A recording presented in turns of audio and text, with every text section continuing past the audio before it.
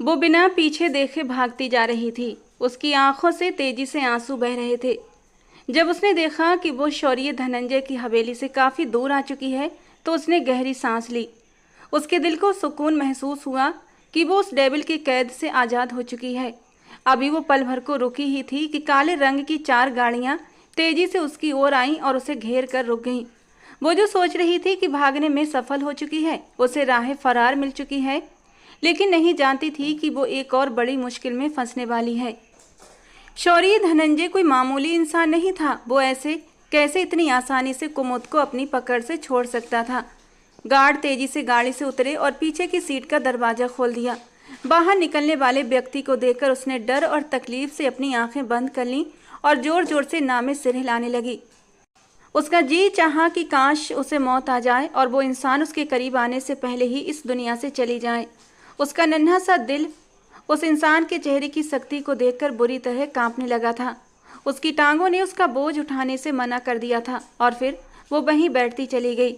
शौर्य धनंजय छोटे छोटे कदमों से चलता हुआ उसके पास आया और उसके सामने पंजों के बल बैठते हुए बोला, मेरी बुलबुल, मैंने तुम्हें समझाया नहीं था कि मेरी इजाज़त के बिना तुमने हवेली से एक कदम भी बाहर नहीं निकालना है। वो उसकी ठोड़ी पकड़कर बेशक बहुत ही नरम लहजे में बात कर रहा था, मगर उसका ध्यान कुमुद के कांपते हुए होठों पर था, जो डर के मारे फड़फड़ा रहे थे। मुझे तुम्हारे साथ नहीं रहना, मुझे यहाँ से जाना है, मुझे तुमसे नफरत है। डर के बावजूद ये शब्द उसके मुंह से निकल रहे थे और वो खुद इस बात पर हैरान थी। शौर्य धनंजय हल्का सा मुस्कुराया। अरे ऐसे कैसे मेरे पास नहीं रहना तुमने? तुम्हारी तो मैंने एक बड़ी कीमत चुकाई है। मैंने तुम्हें पूरा 1 महीना दिया था। अगर तुम इस 1 महीने में सारे पैसे मुझे लौटाने में सफल हो जाती तो मैं तुम्हें हमेशा हमेशा के लिए आज़ाद कर देता, मगर तुम नाकाम हो गई। तो इसका क्या मतलब है? अब सारी ज़िंदगी तुम्हें मेरे पास ही रहना होगा। यही डील हुई थी और इस डील को तुम्हें अब मानना ही पड़ेगा। वो शिकायत भरी नज़रों से शौर्या की ओर देखने लगी। चलो अब उठो और अच्छे बच्चों की तरह वापस चलो। उसने कुमुद का बाजू पकड़कर अपने साथ ले जाने के लिए कहा। कुमुद ने झटके से अपना हाथ छुड़ाया और गुस्से में बोली, तुम्हें मेरी एक बार कही हुई बात समझ नहीं आती? मुझे तुमसे नफरत है, इतनी नफरत है कि मैं बता नहीं सकती। मेरे पास शब्द नहीं है। तुम इतने घिनौने और घटिया इंसान हो कि तुम्हें देखकर मुझे घिन महसूस होती है। तुम मासूम लोगों के, न जाने कितनी लड़कियों की। इससे पहले वो कुछ और कहती, शौर्य धनंजय का हाथ उठा और उसके चेहरे पर निशान छोड़ गया। अब उसका सब्र भी टूट चुका था। अपने बारे में कुमुद के मुंह से ये शब्द सुनकर उसका दिल बुरी तरह जख्मी हो चुका था। गुस्से के मारे वो कुमुद का मुंह दबोचते हुए नफरत से बोला, अगर दोबारा तुमने इस तरह की बात कही तो मैं तुम्हारी जुबान खींच लूंगा। और तुम जानती हो कि मैं ये करने की काबिलियत भी रखता हूँ। काफ़ी अरसे से मैं तुम्हारे साथ नरमी बरत रहा था, लेकिन अब मुझे एहसास हुआ है तुम नरमी के काबिल ही नहीं हो। जब तक तुम्हारे साथ सख्त रवैया ना अपनाया जाएगा तब तक तुम्हारे इस नादान और बेचैन दिल को चैन नहीं मिलेगा। इस बार वो उसे खींचते हुए गाड़ी की तरफ ले जा रहा था। उसके पैर और घुटने जमीन से टकराने के कारण बुरी तरह जख्मी हो चुके थे और दर्द से वो चीख रही थी, मगर आज उसे उसके दर्द की परवाह नहीं थी। आज उसके दर्द की परवाह करने वाला वहाँ कोई भी मौजूद नहीं था। शौर्य धनंजय उससे पूरी तरह अनजान बना हुआ था, क्योंकि इस बार उसकी मोहब्बत ने उसकी कमजोरी पर वार किया था। क्या वो उसे इतना घटिया समझती थी कि उस पर इतना घिनौना इल्जाम लगा दिया? ये सोचते ही उसे अपने ही वजूद से घिन आने लगी थी। उसे गाड़ी में धक्का देकर बिठाने के बाद शौर्या ने अपने गार्ड से कहा, तुम घर चले जाओ, मुझे कहीं और जाना है। लेकिन सर, आप अकेले? गार्ड ने आगे बढ़कर कुछ कहना चाहा, लेकिन शौर्या की आंखों में धधकती आग देखकर गार्ड भी खामोश हो गया था। और इसके बाद वो गाड़ी तेजी से वहां से निकाल चुका था। शेरू, जो उसका सबसे खास आदमी था, बेचैनी से उस गाड़ी को आगे बढ़ते हुए देख रहा था। उसने अपने पास खड़े गार्ड से कहा, इस लड़की ने अपनी जिंदगी की सबसे बड़ी भूल कर दी है। गार्ड सिर हिलाते हुए बोला, तुम सही कह रहे हो। उसे ये सब कुछ नहीं कहना चाहिए था। क्या वो नहीं जानती कि शौर्य सर के साथ अतीत में क्या हुआ था?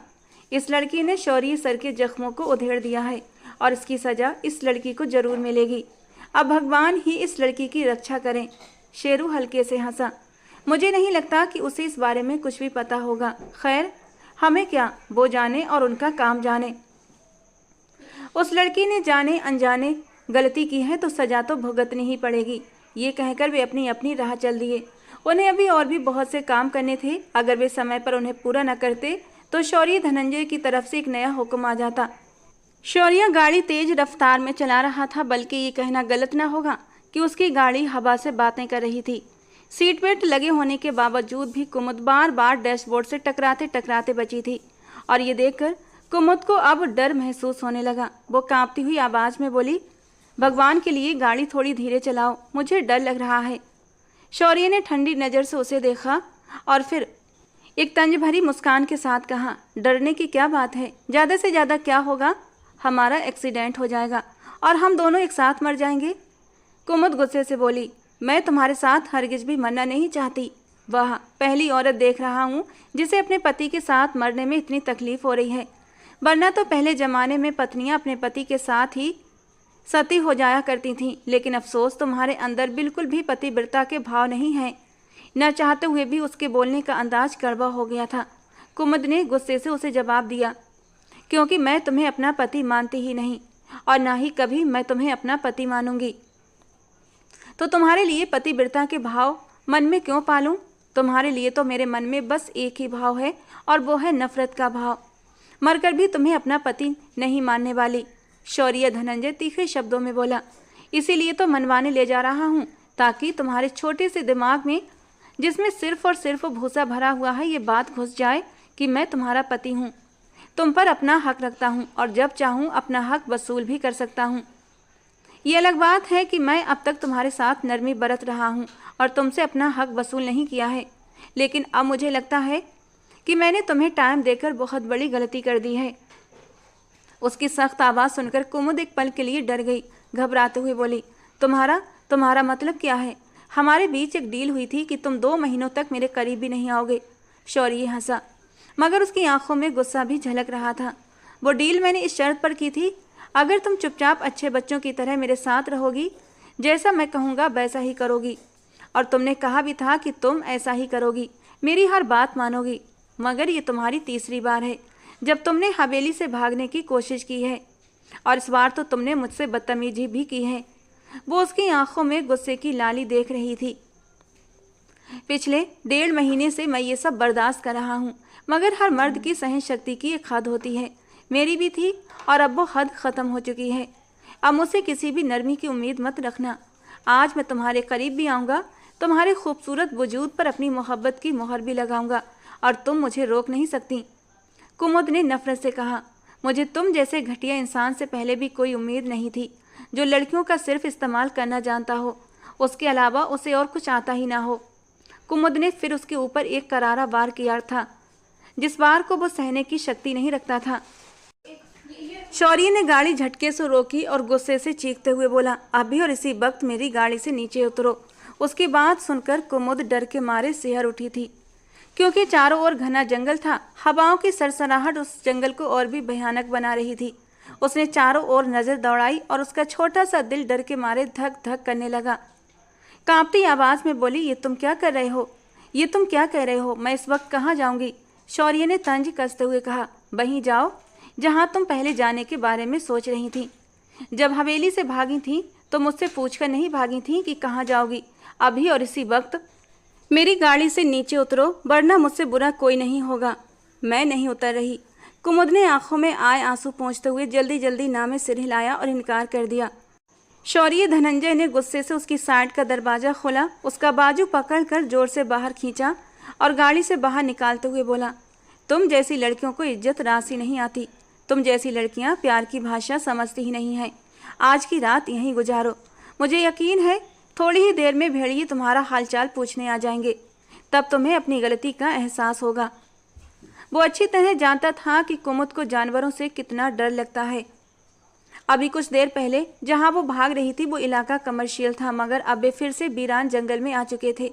यही बात उसे इस इलाके के बारे में सबसे ज़्यादा बुरी लगती थी। थोड़ी सी दूरी पर ही एक घना जंगल शुरू हो जाता था। जहां उनकी हवेली थी वो भी एक गहरे घने जंगल में बसी हुई थी, और अब वे उसी से कुछ ही दूरी पर थे। शौर्य ने तंज से कहा, चलो मैं तुम्हारी आसानी के लिए तुम पर एक एहसान कर देता हूँ। मैं तुम्हें हवेली तक जाने का रास्ता बता देता हूँ। इस सड़क पर सीधा चलोगी और लगभग आधे घंटे के अंदर अंदर तुम्हें हमारी हवेली नजर आ जाएगी। तब तक तुम पर डिपेंड करता है। अगर चाहो तो सारी जिंदगी यहीं गुजारो और अगर दिल करे तो मेरे पास वापस लौट आओ। खुले दिल से स्वागत करने के लिए शौर्य धनंजय तैयार रहेगा। ये कहकर वो गाड़ी की ओर बढ़ा। कुमुद भागती हुई उसके पीछे आई और उसके कदमों में गिर गई। शौर्य प्लीज, मुझे यहाँ जंगल में अकेला छोड़कर न जाएं। अगर सच में कोई जंगली जानवर आ गया तो क्या होगा। मगर इस बार शौर्य ने एक झटके से उसे पीछे कर दिया और गुस्से से बोला, मैंने तुम्हें बहुत प्यार कर लिया, लेकिन अब और नहीं। अब मुझे समझ आ गया है कि तुम प्यार की भाषा समझते ही नहीं हो।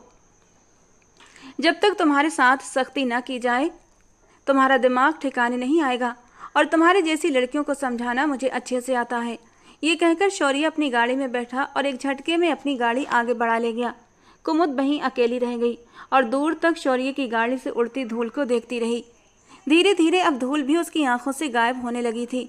उसे अपने चारों ओर घना अंधेरा और दूर से आती जानवरों की आवाज़ें डराने लगीं। उसका पूरा शरीर डर से कांप रहा था। अभी कल ही तो एक औरत उसे बता रही थी कि इसी जंगल में जंगली कुत्तों ने एक बच्चे को बुरी तरह घायल कर दिया था। और ये बात याद आते ही कुमुद का पूरा वजूद डर के मारे कांपने लगा था। उसने एक नज़र शौर्य धनंजय की गाड़ी की ओर डाली, जो अब उसकी नज़रों से ओझल हो चुकी थी। उसने डरी सहमी नज़र अपने आसपास देखा और डर के मारे उसने तेज कदमों से दौड़ना शुरू कर दिया। लेकिन पैरों में जख्म होने की वजह से वो बार बार ज़मीन पर गिर जाती। उसकी आंखों से आंसू तेजी से बह रहे थे और उसके दिल से बस एक ही आवाज़ निकल रही थी, अपने पापा के लिए शिकायतें। पापा, मैं आपको कभी माफ़ नहीं करूँगी। ना तो आपने बचपन में मुझे प्यार दिया और ना ही जवानी में आप मेरा सहारा बने। भगवान जी से आपकी शिकायत ज़रूर करूँगी और उनसे बोलूँगी कि उन्होंने मुझे आप जैसा बेदर्द बाप क्यों दिया। उसे इस हाल में लाने वाला कोई और नहीं बल्कि उसका अपना सगा बाप था। जहाँ तक शौर्य की बात थी, उसने तो बस अपने पैसे वसूल किए थे। बहते आंसुओं को पोंछते हुए और मन ही मन अपने बाप से शिकायत करते हुए वो आगे बढ़ती जा रही थी। अभी वो कुछ ही दूर गई थी कि उसे कुछ लोगों की आवाज़ें सुनाई देने लगीं। वो कुछ लड़कों का एक झुंड था जो उसी की ओर बढ़ रहा था। अरे देखो तो, कितनी खूबसूरत हसीना है। उनमें से एक ने उसकी तरफ इशारा किया तो कुमुद का डर और भी बढ़ गया था। वो और भी तेज भागने लगी। दूसरा लड़का जोर से चिल्लाया, अरे जाने मत दो इसे, इतना खूबसूरत माल है, हमारी तो रात रंगीन हो जाएगी। और उन लड़कों की बातें सुनकर कुमुद का दिल डर के मारे धड़कने लगा था। वे सभी बुरी नीयत वाले बिगड़े हुए अमीर जादे लग रहे थे, जो उनके हुलिये से ही साफ नजर आ रहा था। उनके पास एक महंगी गाड़ी थी जिसे वे धीमी रफ्तार में कुमुद के पीछे पीछे चला रहे थे। वे उसकी बेबसी को देखकर मजा ले रहे थे। पहले कुमुद उन्हें नज़रअंदाज करते हुए धीरे धीरे चल रही थी, लेकिन उन लड़कों को लगातार अपने पीछे आता देखकर अब कुमुद पागलों की तरह भाग रही थी। कभी गिरती, कभी उठती और कभी चीखती, तो कभी रोती, तो कभी मदद के लिए पुकारती। एक बेबस औरत की तरह जो अपनी किस्मत से लड़ने की कोशिश कर रही थी, मगर हालात के सामने हारती जा रही थी। साथ ही साथ बस शौर्य धनंजय को भी कोसती जा रही थी। तुम पत्थर दिल इंसान हो शौर्य धनंजय, मैं तुम्हें कभी माफ़ नहीं करूँगी। उन लड़कों में से एक विनोद नाम का भी लड़का था। कुमुद की ओर देखते हुए बोला, यार मेरी मानो तो इसे छोड़ दो, बेचारी न जाने कितनी मजबूर होगी, देखती नहीं उसकी हालत कितनी ख़राब है। दूसरा लड़का उसकी बात सुनकर मुंह बनाते हुए बोला, तुझे कब से इन लड़कियों पर इतना तरस आने लगा? मैंने तुझे कितनी बार समझाया है, इस तरह नेक बनने की एक्टिंग मत किया कर। तो इस तरह शरीफ बना हुआ बिल्कुल भी अच्छा नहीं लगता। जैसा है वैसा ही बनकर रहे, तेरी बहुत बड़ी मेहरबानी होगी। कुमुद चौथी बार जमीन पर गिरी थी और अब उसमें उठने की भी हिम्मत नहीं थी। उसकी आंखों से आंसू लगातार बह रहे थे और वो बस अपने भगवान से प्रार्थना कर रही थी, हे भगवान, मुझे इस मुसीबत से बाहर निकाल दे, मुझे ये अपमान भरी जिंदगी मत देना। और तभी अचानक एक काले रंग की गाड़ी उसके सामने आकर रुकी थी। गाड़ी की तेज लाइट उसकी आंखों पर पड़ी, जिससे उसे कुछ भी दिखाई नहीं दे रहा था। लेकिन जब उसने तेज कदमों की आहट सुनी तो उसे समझ आ गया, वही जालिम इंसान वापस आ गया है। शौर्य धनंजय के माथे पर गहरी सिलवटें पड़ी हुई थीं। गुस्से के मारे गर्दन की नसें तनी हुई थीं और उसकी आंखों से जैसे अंगारे बरस रहे थे। वो गुस्से में तेजी से कुमुद के पास गया और अपने कंधों से उतार कर एक चादर उस पर डाल दी। कुमुद ने उस चादर को मजबूती से पकड़ लिया और शिकायत भरी नज़रों से शौर्य को देखने लगी। मगर शौर्य का ध्यान तो फिलहाल पूरी तरह उन लड़कों की तरफ था जिन्होंने उसकी बीवी पर गंदी नज़र डालने की कोशिश की। ओए हीरो, कौन है तू और यहाँ क्या कर रहा है? उनमें से एक लड़का जो नशे की हालत में लग रहा था लड़खड़ाते हुए शब्दों में बोला, जल्दी से यहाँ से दफा हो जाओ, वरना तुझे रात में ही सूरज के दर्शन करा देंगे। अगर तू अपने बाप की औलाद है तो मुझे हाथ लगाकर दिखा। और ये सुनकर शौर्य धनंजय का गुस्सा और भी बढ़ गया। वो तेजी से उस लड़के की तरफ बढ़ा और वो लड़का एक ही मुक्का खाकर जमीन पर गिर चुका था। शायद उन लड़कों को ये नहीं पता था कि शौर्य सिर्फ कराटे में माहिर नहीं बल्कि रोजाना जिम भी जाता है। उसके बाजू फौलाद जैसे मजबूत थे। ये देखकर बाकी लड़के डर गए क्योंकि वो शौर्य के मुकाबले काफ़ी दुबले पतले थे। उनमें से एक ने डर के मारे पिस्टल निकाली, लेकिन शौर्य जानता था ऐसे कायर लोग कभी गोली चलाने की हिम्मत नहीं कर सकते।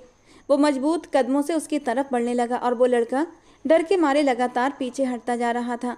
और फिर अचानक पिस्टल उसके हाथ से छूट गई और वो बेहोश होकर ज़मीन पर गिर पड़ा। ये देखकर शौर्य के होंठों पर हल्की सी मुस्कान आ गई। मैं तुम लोगों को सबक सिखाना चाहता था, लेकिन तुम लोगों की हालत देखकर न जाने क्यों मुझे तुम लोगों पर तरस आ गया है। इसलिए मैं खुद तो तुम्हें कुछ नहीं कहूँगा, लेकिन अपने आदमी तुम्हारे पास भेज रहा हूँ। वे तुम्हारी अच्छी खातिरदारी करेंगे। ये कहकर वो तेजी से कुमुद की ओर बढ़ा और उसके गार्ड्स उन लड़कों की ओर बढ़ गए। विनोद बेहद डरा हुआ था। वो गार्ड से डरते हुए पूछने लगा, ये आदमी कौन है? और गार्ड ने ठंडी मुस्कान के साथ जवाब दिया, क्या तुम डेविल को नहीं जानते? ये सुनकर विनोद मेहरा के पैरों तले से जमीन खिसक गई थी। अभी कुछ दिन पहले ही तो उसने अपने पिता से सुना था कि डेविल ने उसके कई आदमियों को मौत के घाट उतार दिया था। तो क्या ये वही डेविल था?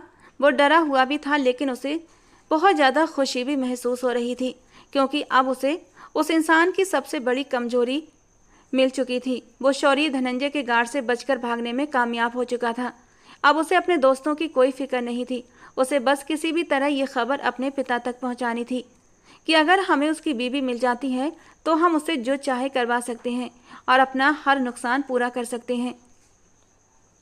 गाड़ी हवेली के बाहर आकर रुकी। उसने कुमुद को बाहर आने के लिए कहा और कुमुद चुपचाप गाड़ी से बाहर उतर आई। कुमुद का हाथ पकड़कर वो हवेली की ओर बढ़ने लगा, लेकिन कुमुद के लिए चलना बहुत ज़्यादा मुश्किल हो रहा था। शौर्य ने एक पल के लिए रुककर कुमुद की ओर देखा था और फिर अगले ही पल उसे अपनी बाहों में उठा लिया। कुमुद ने अपने दोनों बाजू उसकी गर्दन के इर्द गिर्द लिपेट लिए थे। उसका हल्का फुल्का वजूद अपनी बाहों में उठाते ही शौर्या के होंठों पर एक हल्की सी मुस्कान आई थी। जरा सी है नहीं, और हिम्मत देखो इस लड़की की। शौर्य धनंजय से पंगा लेने चली थी। उसने अपनी बाहों को और भी समेट कर कुमुद को अपने करीब किया था। शौर्य को उसकी सांसें अपने सीने पर महसूस हो रही थीं। उसकी सिसकियों की आवाज़ सुनकर उसे तकलीफ भी हो रही थी। वो नहीं चाहता था कि वो इतनी परेशानी से गुजरे। उसका मकसद सिर्फ उसे छोटा सा सबक सिखाना था, छोटी सी डोज देनी थी। बस आप बिल्कुल भी अच्छे नहीं हैं, बहुत बुरे हैं, मैं आपसे नाराज़ हूँ, कुमुद ने सिसकते हुए धीमे लहजे में कहा। मुझे कोई फ़र्क नहीं पड़ता, दूसरी तरफ से ठंडा सा जवाब आया। आपको फ़र्क पड़ता है। अगर आपको वाकई कोई फ़र्क न पड़ता तो आप मेरी मदद करने कभी ना आते, कुमुद ने नाराज़गी से कहा। शौर्य ने गहरी सांस ली और ठहर कर कहा, देखो मेरी बात सुनो। मैंने तुम्हारी मदद इसलिए नहीं की कि मुझे तुमसे कोई प्यार या मोहब्बत हो गई है, बल्कि मैंने ये सिर्फ इसलिए किया क्योंकि तुम मेरी पहुंच में हो, मेरी पत्नी हो, मेरे नाम के साथ जुड़ी हुई हो, और इसीलिए तुम मेरी इज्जत हो। तुम्हारी रक्षा करना मेरा फ़र्ज है, और मेरे अलावा अगर किसी ने भी तुम्हारी तरफ आंख उठाकर देखा तो मैं उसकी आंखें निकाल लूँगा। तुम्हें देखने का हक सिर्फ और सिर्फ मेरी आंखों को है, किसी और को नहीं, समझी तुम? और कुमुद का दिल एक बार फिर अंधेरों में डूब गया था, क्योंकि उसके बोलने के अंदाज से साफ महसूस हो रहा था कि वो कुमुद से प्यार नहीं करता, वो बस उस पर हक जताता है, और यही करने से उसे सुकून भी मिलता है। कुमुद का दिल एक बार फिर टूट गया था। क्या आपको मुझसे कभी भी प्यार नहीं हो सकता? उसने धीमी आवाज़ में पूछा। शौर्य कुछ पल के लिए खामोश रहा। कुमुद के सवाल ने उसके दिल को छुआ था। मन में कुछ लहर सी उठी थी, लेकिन वो इन जज्बातों से अनजान था। मोहब्बत क्या होती है, इश्क क्या होता है, उसे नहीं पता था। वो कुछ देर तक सोचता रहा, फिर ठंडे लहजे में बोला, मुझे सवाल का जवाब नहीं पता। मैंने कभी भी तुम्हारी जात में दिलचस्पी नहीं ली, और जब तक हम किसी में दिलचस्पी नहीं लेते तब तक हम उससे मोहब्बत करना तो दूर, कोई लगाव तक महसूस नहीं करते। तुम इस घर में मेरी नौकरानी की हैसियत से रह रही हो। तुम खुद ही सोचो कि एक मालिक अपनी नौकरानी को कितनी अहमियत दे सकता है। मैं आपकी गुलाम नहीं हूँ, मैं एक जीती जागती इंसान हूँ और इस देश की स्वतंत्र नागरिक हूँ, कुमुद तड़प कर बोली। शौर्य धनंजय उसकी आंखों में देखते हुए मुस्कुराया। जहां तक मुझे याद है तुमने मुझ पर केस भी करके देख लिया था, लेकिन उससे क्या हासिल हुआ? क्या तुम मुझसे पीछा छुड़ाने में कामयाब हुई? हरगिज नहीं, क्योंकि जिस देश के कानून तुम मुझ पर लागू करना चाहती हो, मैं चाहूँ तो उस देश के कानून भी बदल सकता हूँ। इसीलिए मुझसे पंगा लेने से पहले 100 बार सोच लेना। उसने कुमुद को कमरे में लाकर धीरे से बेड पर लेटाया। तुम यहीं बैठो, मैं मरहम लेकर आता हूँ। और कुछ ही देर में वो फर्स्ट एड बॉक्स लेकर आ चुका था। जैसे ही वो उसके पैरों पर मरहम लगाने के लिए झुका, कुमुद ने झट अपने पैर खींच लिए। खबरदार, अगर आपने मुझे हाथ भी लगाया। शौर्या ने गहरी सांस ली और ठंडे लहजे में कहा, अभी पूरा का पूरा तुम्हें अपनी बाहों में उठाकर लाया हूँ। उस वक्त तुम्हें मेरी मदद की जरूरत थी, तब तुमने नहीं कहा कि मुझे हाथ मत लगाना। इसलिए अब भी चुपचाप बैठी रहो। जो कह रहा हूँ उसे करने दो। और देखो कुमुद, मुझे गुस्सा मत दिलाओ। पहले ही मेरा दिमाग घूमा हुआ है। कहीं ऐसा ना हो कि मैं कुछ ऐसा कर बैठूं कि तुम्हें भी शर्मिंदगी हो और मैं भी खुद से नजरें न मिला सकूं। क्योंकि गुस्सा, नफरत अपनी जगह सही, लेकिन जब जब तुम्हें अपने सामने देखता हूं मेरा दिल बेकाबू होने लगता है। लेकिन मैं तुम्हारे साथ जबरदस्ती नहीं करना चाहता, इसीलिए अब तक तुम्हारे करीब नहीं आया हूँ। लेकिन अगर तुमने मुझे गुस्सा दिलाया तो मैं अपनी सारी हदें पार करने में 1 मिनट भी नहीं लगाऊंगा। कुमुद तंज भरी हंसी हंसते हुए बोली, आप ज़्यादा से ज़्यादा क्या कर सकते हैं? मुझ पर हावी हो सकते हैं, मुझसे ज़बरदस्ती कर सकते हैं, मेरी मर्जी के खिलाफ मुझे इस्तेमाल कर सकते हैं। इससे पहले कि वो कुछ और भी कहती, शौर्य के होंठों पर एक हल्की सी मुस्कान आई थी। ये लड़की बार बार ऐसी बातें करके उसके दिल में हमेशा आग लगा देती थी। कुछ सोचता हुआ शौर्य उस पर झुक चुका था। कितनी ही देर तक वो उसके होंठों की नरमी चुराता रहा और फिर उसकी आंखों में गहराई से देखते हुए बोला, सबसे पहली बात, तुम मेरी पत्नी हो। मैं तुम पर जबरदस्ती नहीं करूँगा, बल्कि अपना हक वसूल करूँगा। मैंने तुम्हें काफ़ी वक्त से छूट दे रखी थी, क्योंकि मुझे लगा शायद तुम्हें समझ आ जाएगी और तुम मेरी मोहब्बत की ज़बान समझने लगोगी। लेकिन तुम्हारी हालत देखकर अब मुझे यकीन हो गया है कि जब तक तुम्हें एक डोज नहीं मिलेगी तब तक तुम्हें अकल नहीं आएगी। उसने कुमुद के बाजू अपने हाथों में थाम लिए। ये आप क्या करने जा रहे हैं? उसकी सांसें बुरी तरह से फूल रही थीं। उससे बात करना मुश्किल हो रहा था। वही जो मुझे बहुत पहले कर लेना चाहिए था। नहीं नहीं, खबरदार, जो आपने मुझे, वो चीखते हुए बोली, मगर तब तक बहुत देर हो चुकी थी। वो उसके अंदर दबे हुए जज्बातों को जगा चुकी थी और वो उस पर पूरी तरह हावी हो गया था। कितने दिनों से वो उससे बचने की हर मुमकिन कोशिश कर रहा था।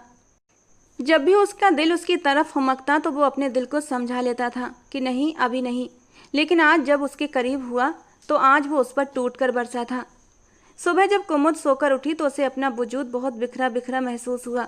एक नज़र उसने सोए हुए शौर्य पर डाली, जो दुनिया जहान से बेखबर नींद के मजे ले रहा था और दूसरी तरफ उसकी नींदें हराम कर चुका था। उसने रोते हुए उसके चौड़े सीने पर अपनी छोटी छोटी मुट्ठियों से मुक्के मारना शुरू कर दिए थे। शौर्य, धनंजय, बहुत बुरे हो तुम। जबकि शौर्य ने अगले ही पल उसके दोनों हाथों को अपने हाथों में थाम लिया था और फिर उसे अपने ऊपर खींचते हुए अपनी बाहों में समेट लिया और फिर उसके बिखरे बालों को समेटते हुए बड़े ही ठंडे अंदाज में कहने लगा, रोना धोना बंद करो। मुझे चीखती चिल्लाती हुई औरतें बिल्कुल भी पसंद नहीं, और ना ही तुम्हारे आंसू देखकर मैं पिघलने वाला हूँ। जब इंसान प्यार से समझाता है तो तुम औरतों को समझ नहीं आता। तुम लोगों के साथ ऐसे ही करना जरूरी होता है। आप सोच भी नहीं सकते कि मुझे आपसे कितनी नफरत है।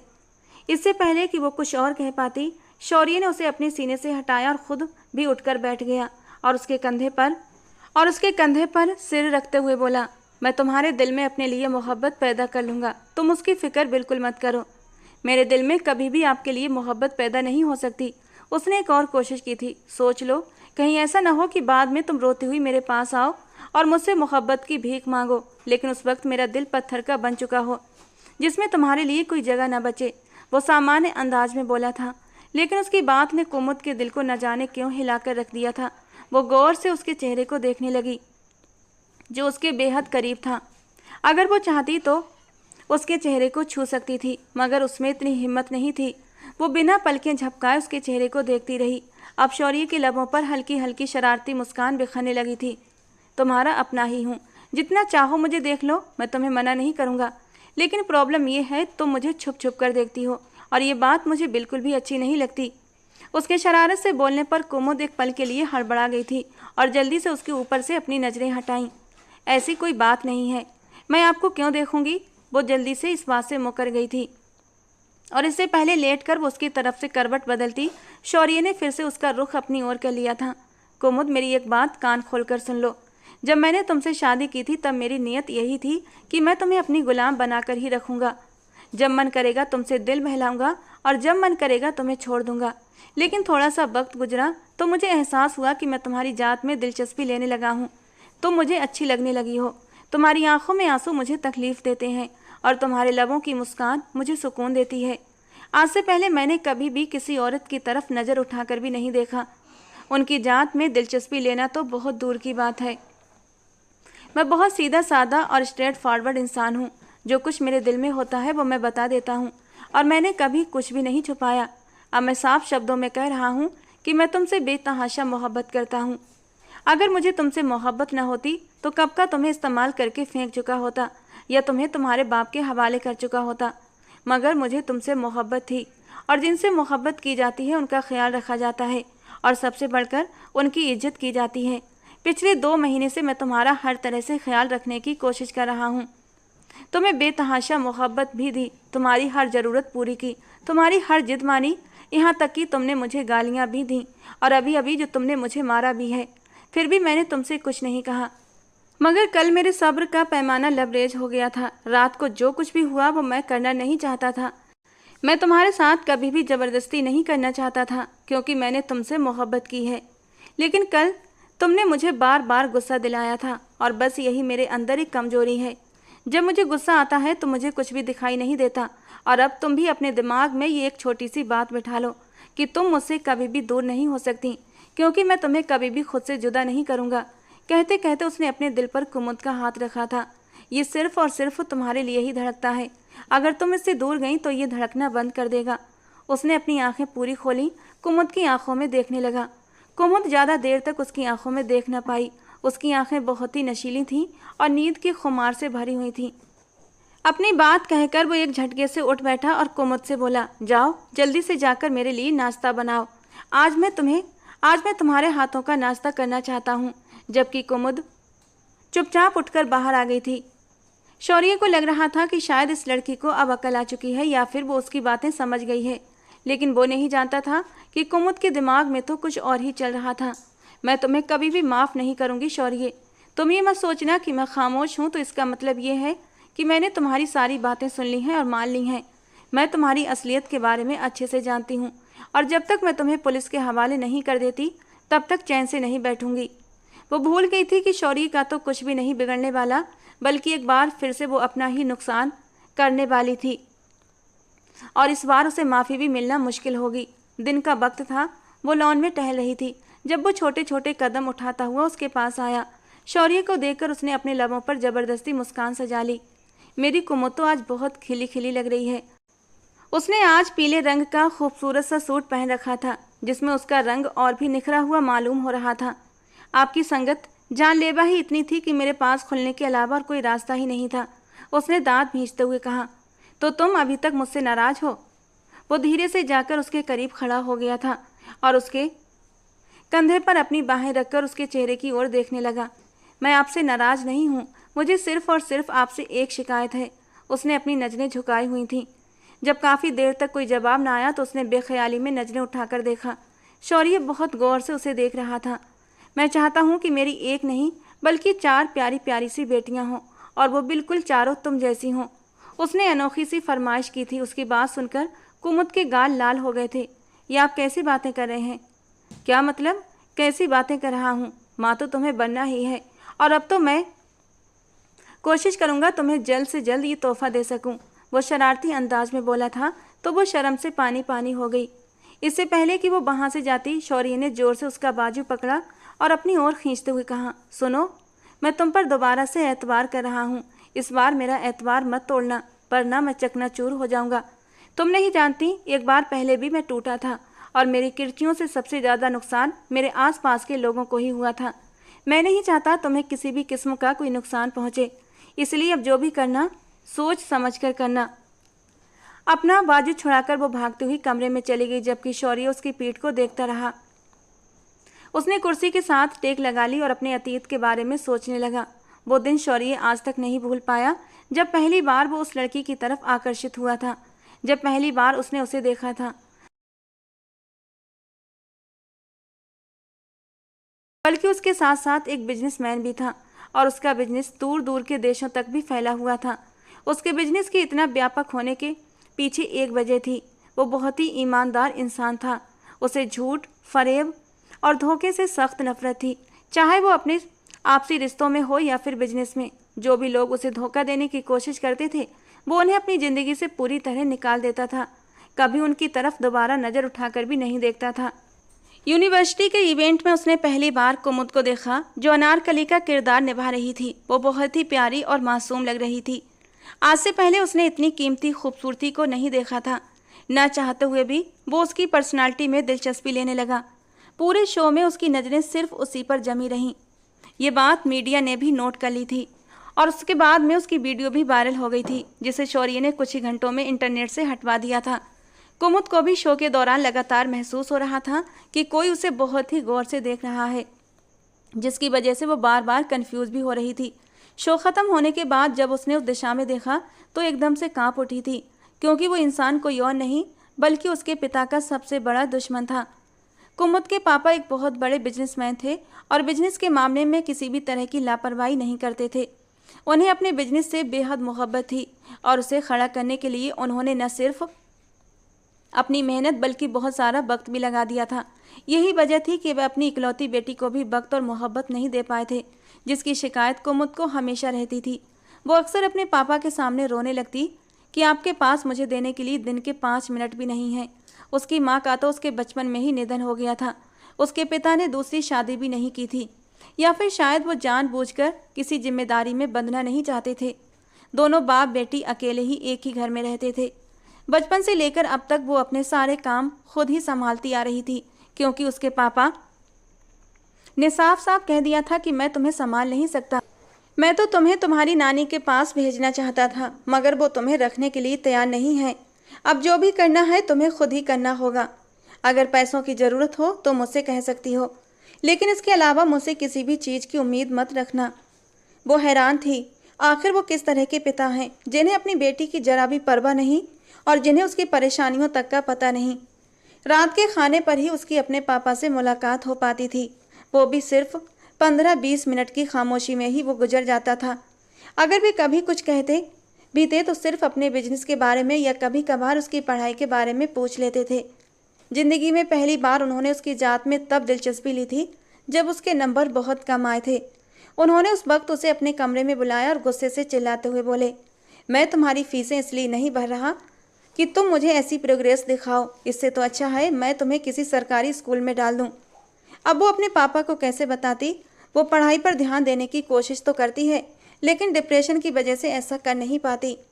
उसका तो कोई दोस्त भी नहीं था जिससे वो अपने दिल की बातें शेयर करती। उसके कजिन्स उससे बात नहीं करते थे, वे उसे घमंडी समझते, जबकि हकीकत तो ये थी कि वो मोहब्बत को तरसी हुई लड़की थी। अगर उसे किसी से भी जरा सी मोहब्बत मिलती तो वो उसी तरफ खींची चली जाती थी। जब उसने कॉलेज में दाखिला लिया तो उसकी मुलाकात रिया से हुई, जो उसकी सबसे अच्छी सहेली बन गई। उसी ने उसे जीना सिखाया था। वो अपनी ज़िंदगी की तरफ वापस लौटने लगी थी और अपना ज़्यादातर समय रिया के घर पर ही बिताती। रिया के पापा भी एक बहुत बड़े बिजनेसमैन थे। उनकी आकाश मेहरा से अच्छी दोस्ती हो गई और दोनों ने साथ में बिजनेस करने का फैसला कर लिया। मगर थोड़े ही समय बाद रिया के पापा कमलेश आहूजा ने आकाश मेहरा को बिजनेस में धोखा दे दिया और उन पर भारी कर्ज चढ़ गया। ये एक और वजह थी कि वे अपनी बेटी से और भी ज़्यादा दूर हो गए थे। वो इस सब का जिम्मेदार अपनी बेटी को ही समझते थे, हालांकि इसमें उसका कोई कसूर नहीं था। रिया खुद कुमुद के सामने बहुत शर्मिंदा थी और उससे माफ़ी मांगती रहती।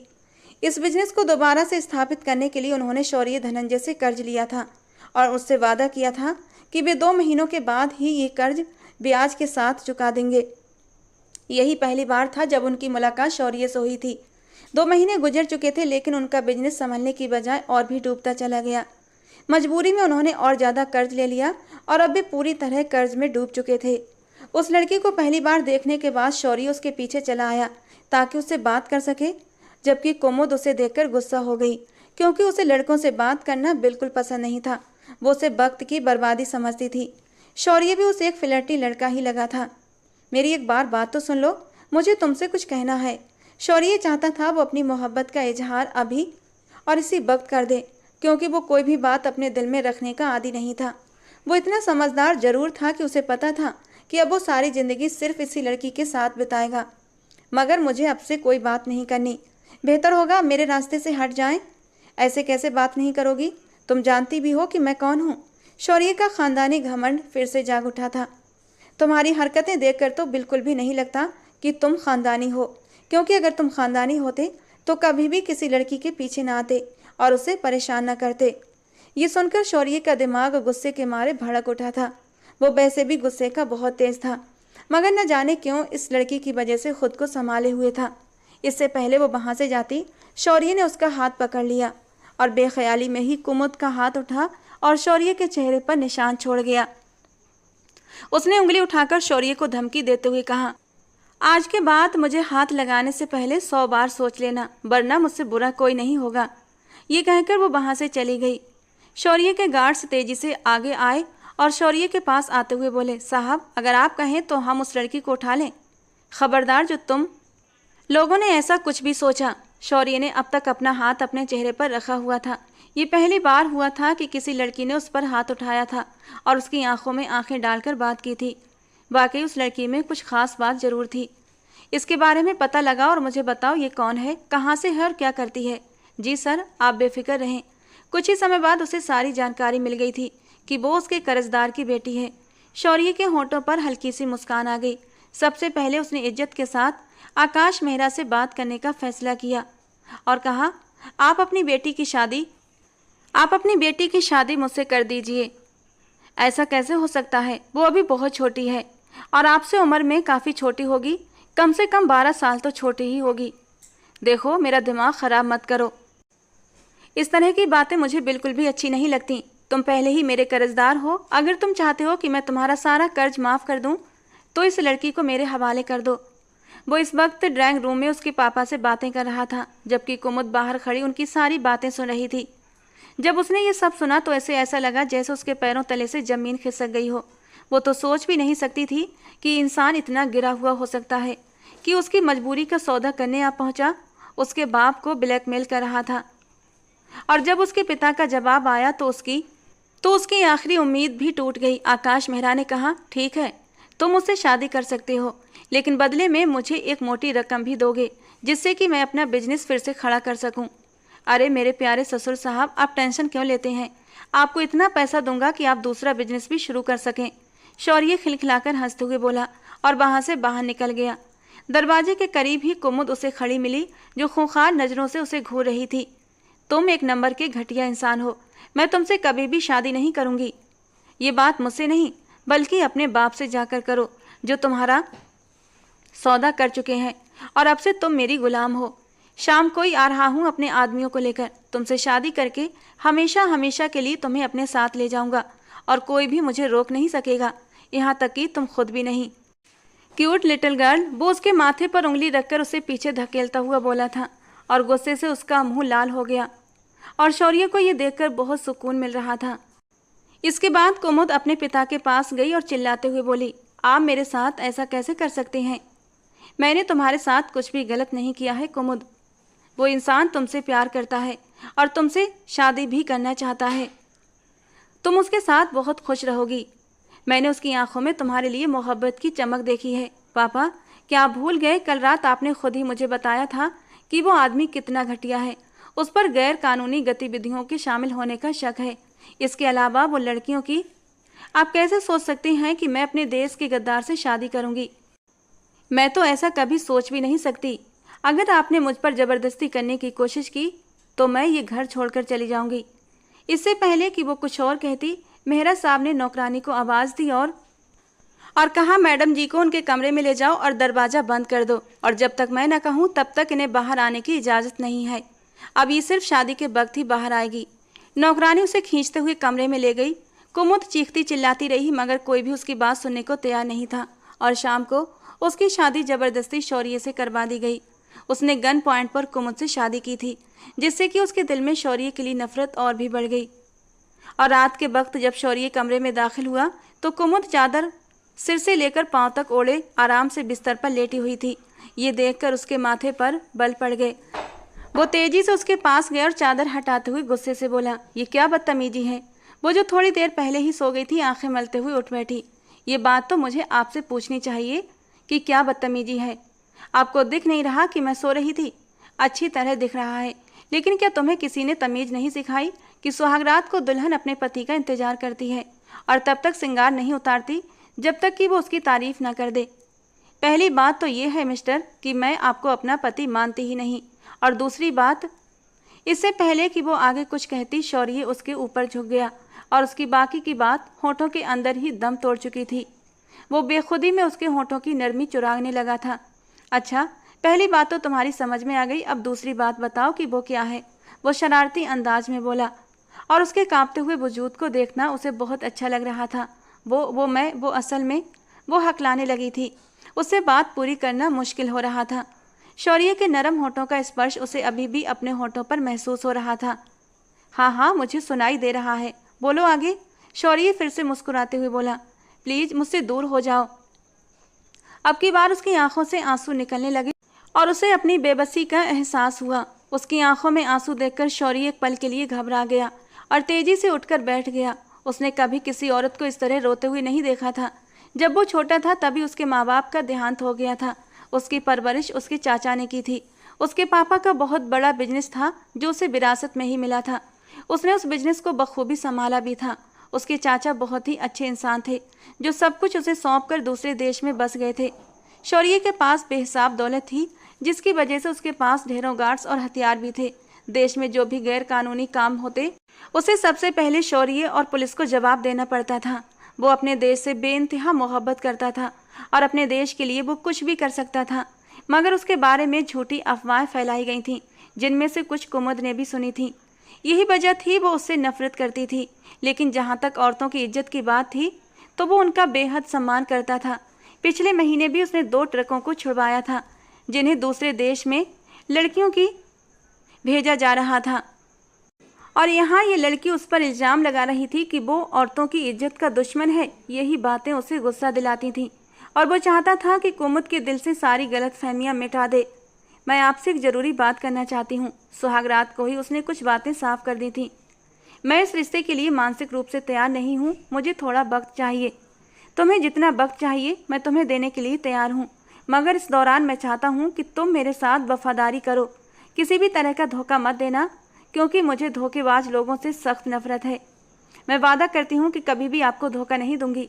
ये बात तो उसने कह दी थी, मगर अगले ही दिन उसने भागने की कोशिश की थी। वो पिछले दरवाजे से बाहर निकल रही थी, लेकिन सामने खड़े शौर्य को देखकर उसके पैरों से जमीन खिसक चुकी थी। नहीं मेरी छोटी सी चूहिया, तुम मेरी इजाज़त के बिना यहाँ से एक कदम भी बाहर नहीं रख सकती। अब अच्छे बच्चों की तरह जल्दी से अंदर जाओ और दोबारा ऐसी कोशिश मत करना। पहली बार तो उसने उसे प्यार से समझाया था। दूसरी बार जब उसने फिर से भागने की कोशिश की तो सजा के तौर पर शौर्य ने उसे स्विमिंग पूल में फेंक दिया था, मगर बाद में जब उसकी तबीयत बिगड़ गई तो वो खुद भी बुरी तरह पछताया था। लेकिन कुमुद थी कि मानने का नाम ही नहीं ले रही थी। शौर्य ने एक बार फिर उसे माफ़ कर दिया था और उसने खुद भी माफ़ी मांगी थी। देखो, मेरे अपनाने का तरीका थोड़ा गलत था। मुझे तुमसे ज़बरदस्ती नहीं करनी चाहिए थी, लेकिन मैं क्या करता। मैंने कभी किसी लड़की का हाथ मांगा ही नहीं। बस तुम मुझे अच्छी लग गई और मैं तुम्हें मांगने तुम्हारे घर चला गया, और जैसा मुझे सही लगा मैंने तुमसे शादी कर ली। उसने बड़ी मासूमियत से कहा था कि कुमुद न चाहते हुए भी हंस पड़ी थी। वो गलत तो नहीं कह रहा था। उसने आज तक किसी लड़की में दिलचस्पी नहीं ली थी और ना ही वो इस तरह की औपचारिकताओं को समझता था। जब भी उसने कुछ किया था तो अपने तरीके से किया था। इस बार भी उसने डंके की चोट पर अपनी मोहब्बत से शादी की थी। दिन तेजी से बीत रहे थे। अब कुमुद उसकी मौजूदगी में हल्की हल्की दिलचस्पी लेने लगी थी। शायद वो समझ चुकी थी उसके साथ रहने के अलावा उसके पास कोई और रास्ता नहीं था। हर रात शौर्य उसे अपने साथ वॉक पर ले जाता। एक रात जब वे दोनों हाथ में हाथ डाले चल रहे थे, अचानक गोलियों की आवाज़ गूंजी और एक गोली शौर्य के हाथ में लगी और वो जमीन पर गिर पड़ा। उस दिन वो अपने बॉडीगार्ड्स के बिना था और यही उसकी सबसे बड़ी गलती थी। विनोद तेजी से वहां पहुंचा। वो अपने कुछ आदमियों के साथ आया था। उसने कुमुद का हाथ पकड़ते हुए कहा, मैं तुम्हें इसकी कैद से आज़ाद कराने आया हूँ, मेरे साथ चलो। तुम्हारे पापा आकाश मेहरा ने मुझे भेजा है। उसने अपने चेहरे पर मास्क पहना हुआ था, इसलिए कुमुद उसका चेहरा नहीं देख पाई। एक नज़र उसने जमीन पर पड़े शौर्य पर डाली और अगले ही पल वो विनोद के साथ चल पड़ी, बिना ये सोचे कि जिसे वो छोड़कर जा रही है वो उसके लिए अपनी जान तक देने को तैयार था। विनोद उसे अपने अड्डे पर ले गया।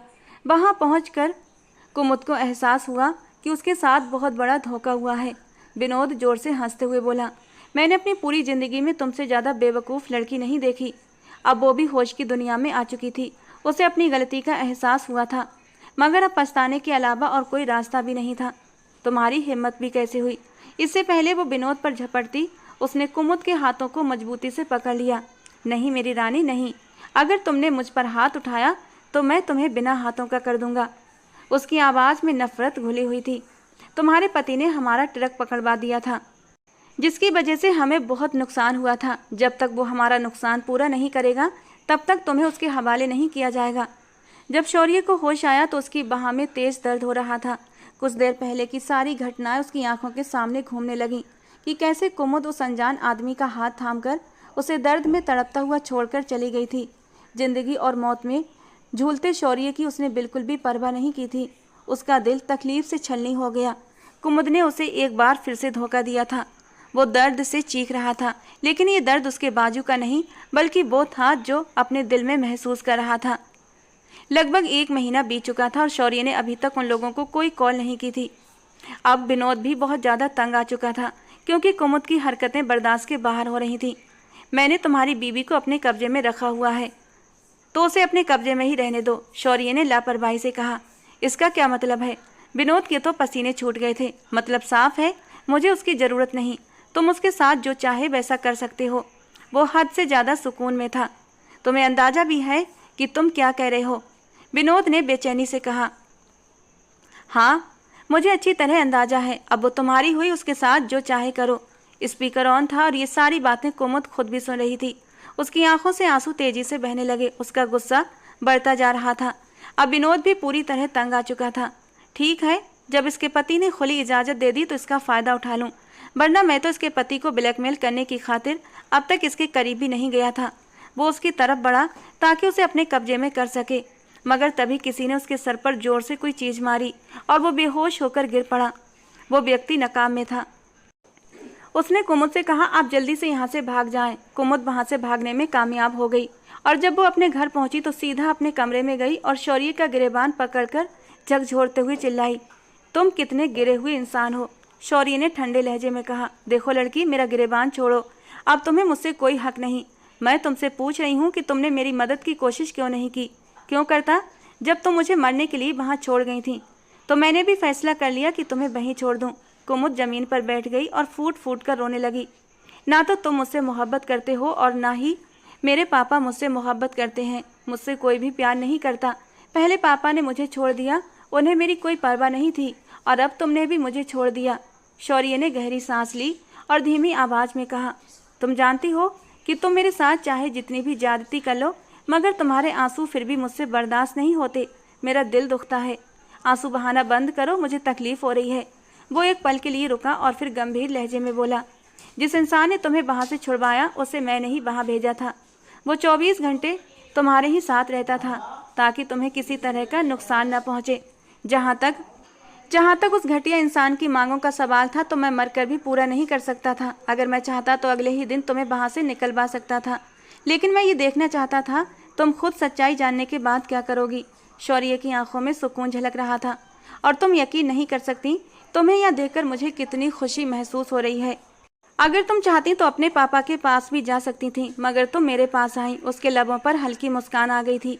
असल में शौर्य ने तो उसे उसी दिन माफ़ कर दिया था। वो जानता था कुमुद अभी छोटी है, नादान है, जबकि वो खुद समझदार था और उसने समझदारी का सबूत भी दिया था। कुमुद ने आंखों में दृढ़ता के साथ कहा, मैं आपसे पक्का वादा करती हूँ कि अब कभी भी आपको धोखा नहीं दूंगी। शौर्य हल्के से मुस्कुराया। शौर्य की जान, आपका हम पर बहुत बड़ा एहसान होगा। उसके ये कहते ही कुमुद खिलखिलाकर हंस पड़ी थी। शौर्य की मुस्कुराहट देखकर कुमुद को यकीन नहीं हो रहा था कि ये वही शौर्य है जो कुछ दिन पहले तक उससे इतना नाराज था। उसने एक लंबी सांस ली और नजरें झुका लीं। कुमुद, शौर्य ने धीरे से पुकारा। उसकी आवाज़ में एक अजीब सा अपनापन था। अब जब तुमने वादा कर ही लिया है तो मुझे कभी धोखा नहीं दोगी ना? तो एक और वादा करो। शौर्य ने उसकी ठोड़ी हल्के से ऊपर उठाते हुए कहा कि तुम अब मुझसे दूर जाने की कभी कोशिश नहीं करोगी। कुमुद ने नजरें फेर लीं। मुझे सोचने दो, उसने धीरे से कहा। शौर्य हल्का सा हंसा। सोचने के लिए नहीं, वादा करने के लिए कहा है। और कुमुद कुछ नहीं बोली, वो बस उसके चेहरे की गहराइयों को देखती रही। शौर्य ने उसकी हथेलियों को अपने हाथों में लिया और नरमी से दबाया। कुमुद, मैं तुम्हें तकलीफ नहीं देना चाहता। मैं चाहता हूँ तुम अपनी मर्जी से मेरे पास रहो। उसकी बातों में जो सच्चाई थी उसने कुमुद के दिल को झंझोड़ दिया। मैं पूरी कोशिश करूंगी कि तुम्हें कोई दुख न दूं, कुमुद ने धीमे से कहा और उसके सीने पर सर रख दिया और शौर्य ने उसे अपनी पनाहों में समेट लिया। तो दोस्तों, आज की हमारी कहानी आपको कैसी लगी कमेंट बॉक्स में ज़रूर बताना। पसंद आई हो तो प्लीज़ लाइक करना। रोज़ एक नई कहानी सुनने के लिए हमारे चैनल को सब्सक्राइब करना। मिलते हैं दोस्तों अगली किसी नई रोमांटिक कहानी के साथ।